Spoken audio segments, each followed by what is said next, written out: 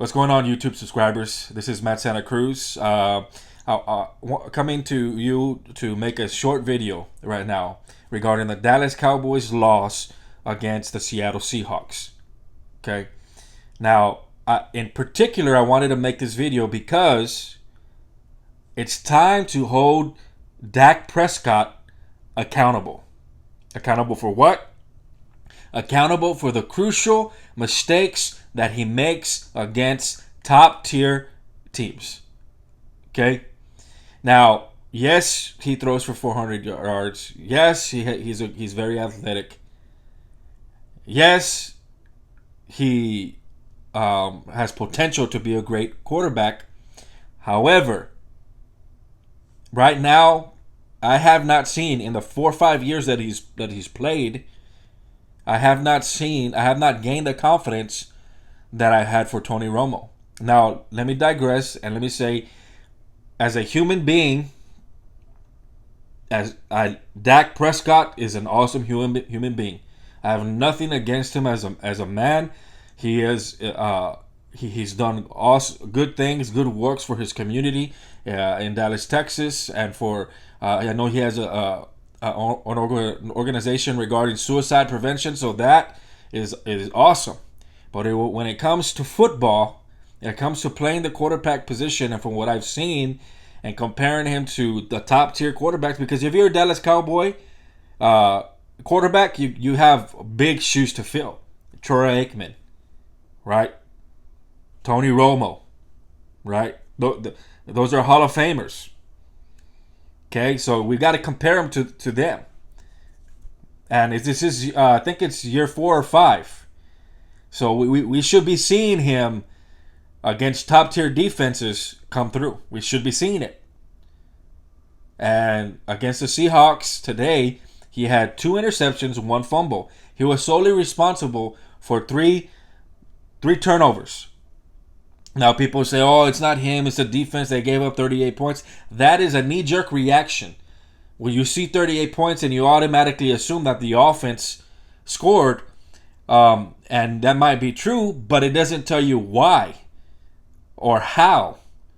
And how is that he gave the ball away 3 times. 2 times led to points, and 1 was at the end. And it prevented the Dallas Cowboys to score because they had another play. It was a 3rd down.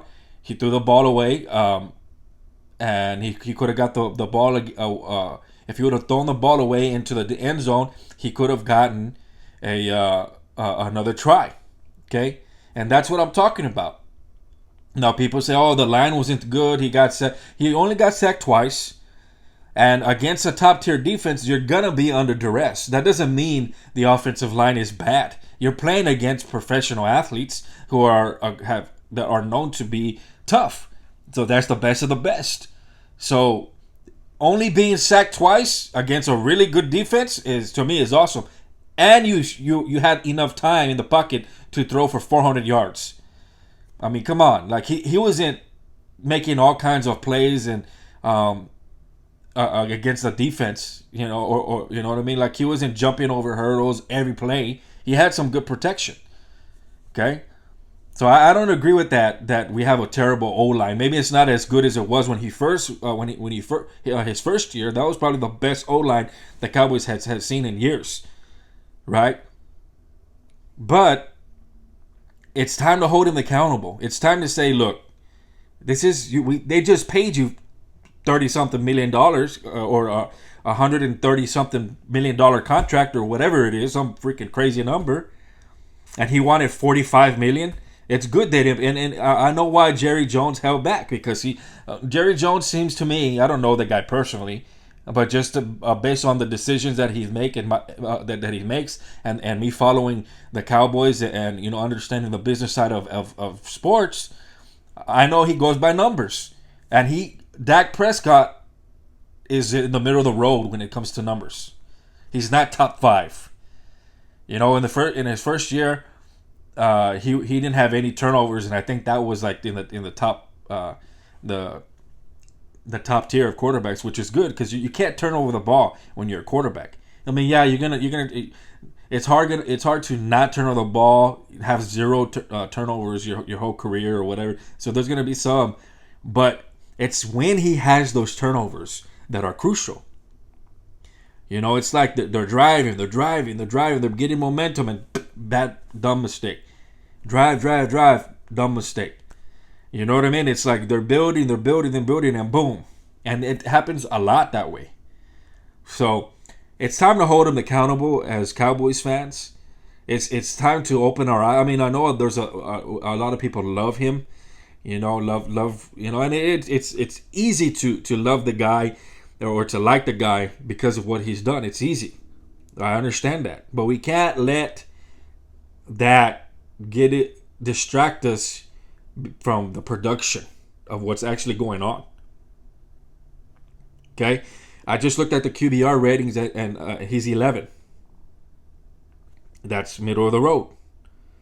You know what I mean? Bottom middle, but still middle of the road. He has to, as a Dallas Cowboy fan, and somebody who's been a fan of the Dallas Cowboys their whole life again, you expect a Dallas Cowboys quarterback to be at least top 5. At least top 5. I mean, if we had it how we wanted it every year, we'd be number 1 every year. But rationally, I think holding our players accountable to a standard that's top 5 is respectful. You know what I mean? That because we realize that they're good. They have the potential, and we want to see that come to fruition. So I don't think I'm being unfair. You know what I mean? I don't think I'm being unfair. I don't think I'm being irrational. And if I can't see Dak Prescott come through against really good teams, top tier teams, then I wouldn't mind seeing Andy Dalton this season. That sounds crazy to a lot of you. I know that. But it's year 5. I probably won't see that. We probably won't see that because they just gave him a new contract and they want to get their money's worth. But they signed Andy Dalton for a reason. And I remember when they signed Andy Dalton, people were they weren't mad about it. They were like, "Oh, that's good. Let's put pressure on Dak Prescott." Because hey, we could deal with Andy Dalton. So that was a little chess move from Jerry Jones. So I want to see him. It's already been 4 or 5 years. We need to see him at the top 5, and maybe this is a season that he comes through.